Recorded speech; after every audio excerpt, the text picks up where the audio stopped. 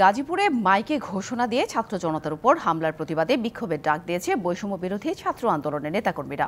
এই ঘটনার প্রতিবাদে রাজবাড়ী মাঠে বিক্ষোভের প্রস্তুতি নিচ্ছে বৈষম্য বিরোধী ছাত্র আন্দোলন। সেখান থেকে বিস্তারিত জানাতে আমাদের সাথে যুক্ত হয়েছেন সহকর্মী মাহমুদা শিকদার। মাহমুদা, ইতিমধ্যেই তো রাজবাড়ী মাঠে জড়ো হতে শুরু করেছেন বৈষম্য বিরোধী ছাত্র আন্দোলনের নেতাকর্মীরা, পাশাপাশি চলছে প্রতিবাদ কর্মসূচিও। সব মিলিয়ে জানাবেন কি অবস্থা দেখছেন? আপনি যেমনটি বলছিলেন যে গতকালকে যে ঘটনা, সেই ঘটনাকে কেন্দ্র করেই কিন্তু বৈষম্য বিরোধী ছাত্র আন্দোলন যারা আছে তারা কিন্তু কর্মসূচি দিয়েছিল আজ সকাল 11টা থেকেই এই রাজবাড়ী মাঠে বিক্ষোভ কর্মসূচি।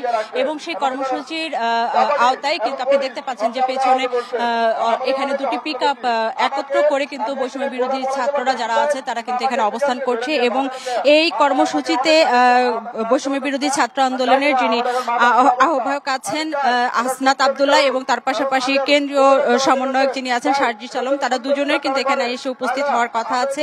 মাঠের অলরাউন্ডার আমি, আর ঘরের অলরাউন্ডার টাইলক্স।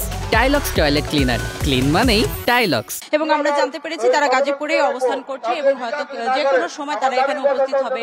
এবং এই গতকালকে যে হামলার ঘটনা, এই হামলার ঘটনাকে কেন্দ্র করে কিন্তু পুরো গাজীপুরে আসলে এখন পর্যন্ত একটা আতঙ্ক বিরাজ করছে।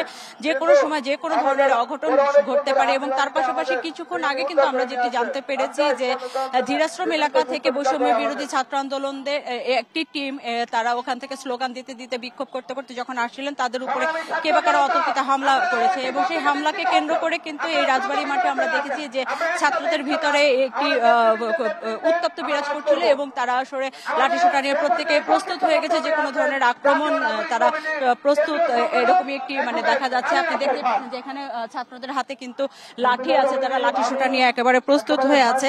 এবং এর পাশাপাশি যারা আহত তাদের কিন্তু হাসপাতাল থেকে 18 জনের গাজীপুর শহীদ তাজউদ্দিন হাসপাতাল থেকে চিকিৎসা নিয়েছে এবং চিকিৎসার ভিতর থেকে 9 জনকে ঢাকা মেডিকেলে রেফার করা হয়েছে, যাদের ভিতরে 3 জনের অবস্থা কিন্তু আশঙ্কাজনক বলে আমরা জানতে পেরেছি শহীদ তাজউদ্দিনের যিনি পরিচালক তার কাছ থেকে। এবং এখন পর্যন্ত কিন্তু এই ঘটনায় কোনো মামলা হয়নি বলে আমরা জানতে পেরেছি।